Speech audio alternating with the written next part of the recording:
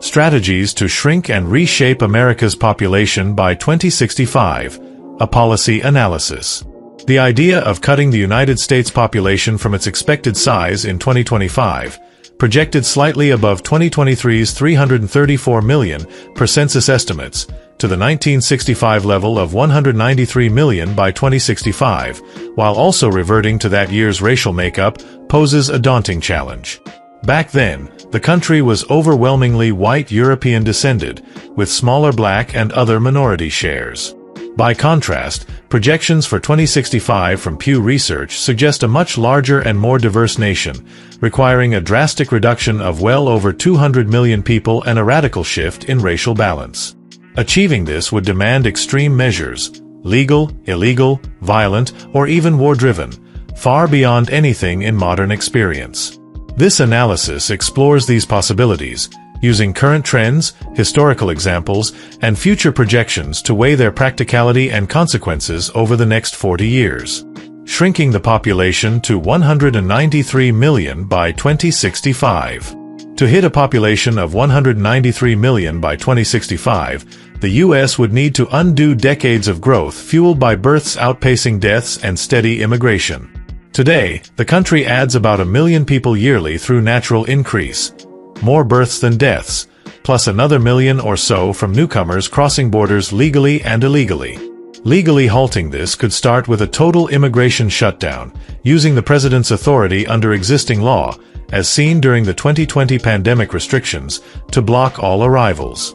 Tightening borders further to stop hundreds of thousands of unauthorized entries each year would mean massive spending, building on past investments like the billions already poured into border walls. Deporting the nearly 48 million foreign-born residents, most of whom arrived after 1965, would require a deportation system dozens of times larger than today's, costing hundreds of billions annually and possibly targeting millions of U.S.-born children through new laws overriding constitutional rights. On the birth front, slashing fertility rates to a fraction of today's, think China's one-child policy on steroids, could shrink annual births dramatically, creating a steep population drop as deaths climb with an aging society. Together, these steps might shed millions each year, potentially hitting the 193 million mark by 2065, starting from 2025, dipping significantly by 2035, and sliding further over the decades.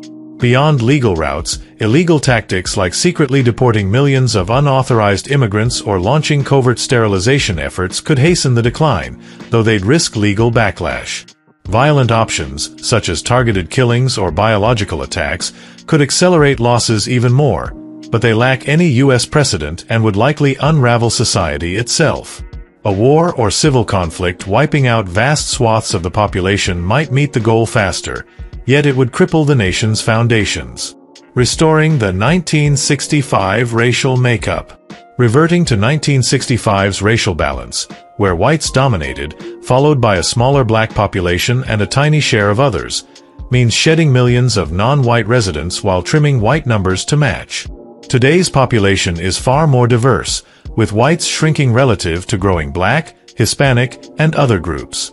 Legally, this could involve deporting millions of non-white immigrants, preserving white newcomers, while boosting white births and suppressing everyone else's through strict policies.